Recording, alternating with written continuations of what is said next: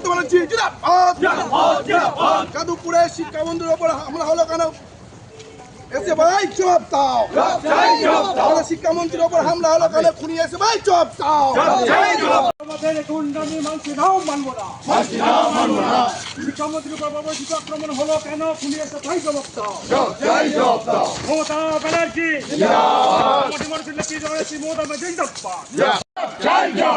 যাদবপুরে আমাদের শিক্ষক শিক্ষিকার উপর হামলা হলো কেন? খুনি এসে ভাই জবাব দাও।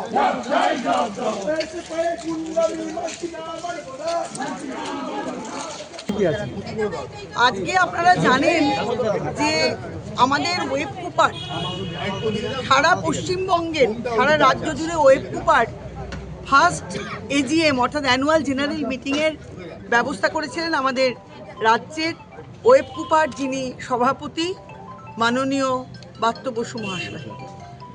আমরা বারবার বলেছি সেদিন তিনি কিন্তু মন্ত্রী হিসেবে আসেননি, তিনি ওয়েব কুপার সভাপতি হিসেবে সভায় এসেছেন। সভায় আমাদের যে বিষয়বস্তু নিয়ে আলোচনা চলছিল সেটা সারা ভারতবর্ষ জুড়ে শিক্ষায় গৈরিকীকরণ আপনারা জানেন যে সেটা চাপিয়ে দেওয়ার জন্য একটা ষড়যন্ত্র কেন্দ্রীয় সরকার শুরু করেছে এবং সেই বিষয়েই আলোচনা চলছিল যে আমরা এর বিরোধিতা করব, আমরা এই শিক্ষায় গৈরিকীকরণ হতে দিতে পারি না, চাই না। সেই সময় তার আগে থাকতেই বেলা 11টা থেকেই একদল যাদবপুরের বাম এবং অতি বাম ছাত্ররা, এখন তো বোঝা যাচ্ছে টিচারদেরও মদত ছিল, তারা ডেপুটেশন দেবে বলেছিল। আমাদের মাননীয় সভাপতি বারবার বলেছেন আমি আমাদের এজিএম শেষ করে তোমাদের সঙ্গে বসবো। তারা সভাপতিকে যথারীতি ঘেরাও করে। সভাপতি বলেছেন তোমরা 4 জন এসো, আমি তোমাদের সঙ্গে কথা বলবো, তোমাদের আলোচনার বিষয়বস্তু শুনবো। কিন্তু তারা বলেছে না, আমরা 40 জন যাব। তখন উনি বলেন 40 জনকে নিয়ে তো আর আলোচনা হবে না, আমি 4 জনের কাছ থেকে ধীরে সুস্থে সব শুনে নেব। কিন্তু তারা ইচ্ছাকৃতভাবে একটা অনৈতিক বলতে পারেন একটা বিশৃঙ্খল পরিস্থিতি, একটা অরাজকতা সৃষ্টি করার জন্য, একটা নৈরাজ্য সৃষ্টি করার জন্য সেদিন যখন মাননীয় ব্রাত্য বসু বক্তৃতা রাখছেন, যার বক্তৃতা শোনবার জন্য আমরা অধীর আগ্রহে অপেক্ষা করছিলাম, 3,500-4 হাজার ওয়েব কুপার আমরা অধ্যাপক অধ্যাপিকা বৃন্দ যারা আমরা সদস্য তারা আমরা সেখানে অপেক্ষা করছিলাম।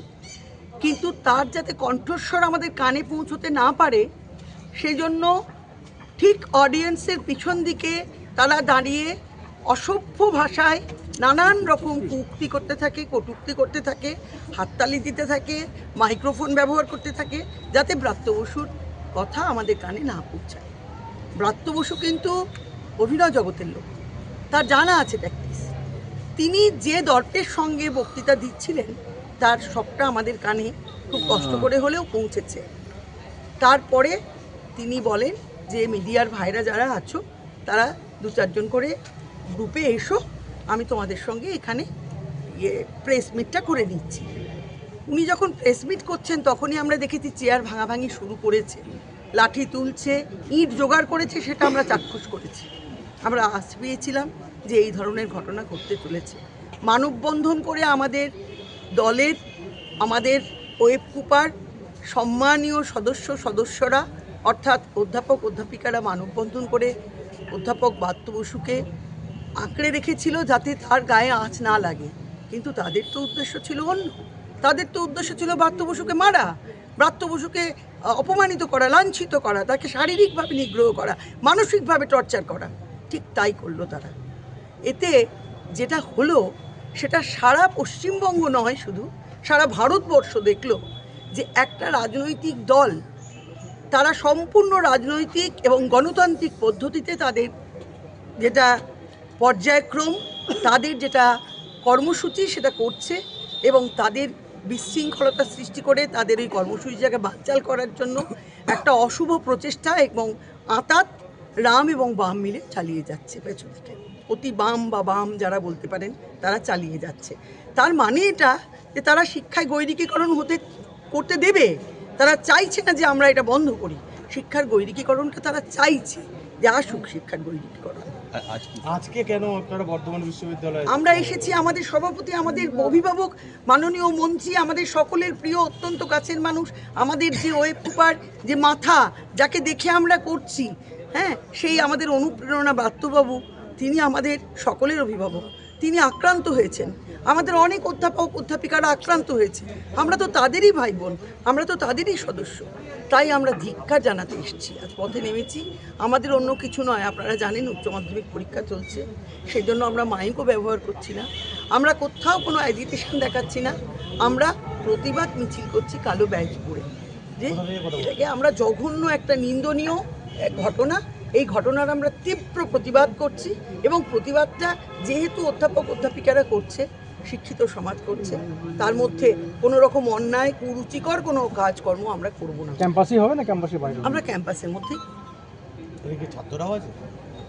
ছাত্ররা আছে মানে আমার ছাত্ররা যারা এখানে রাজনীতিটা করে, ছাত্রনীতি করে, যারা ছাত্র রাজনীতি করে অর্থাৎ টিএমসিপি, তারা তো তারাও এই দলের ওই শিক্ষার অঙ্গ একটা, তারা নিজেরাই বলেছে যে আমরা তো শিক্ষার অঙ্গ, ওদেরই একটা পোর্শন, ও টিএমসিপি নয় কিন্তু ছাত্রদেরই একটা পোর্শন এই ঘটনাটা ঘটিয়েছে, সেজন্য ওরাও তীব্র প্রতিবাদ করছে, বলছে আমরাও তো শিক্ষার অঙ্গ, শিক্ষাক্ষেত্রে এই নৈরাজ্য আমরা হতে দেবো না।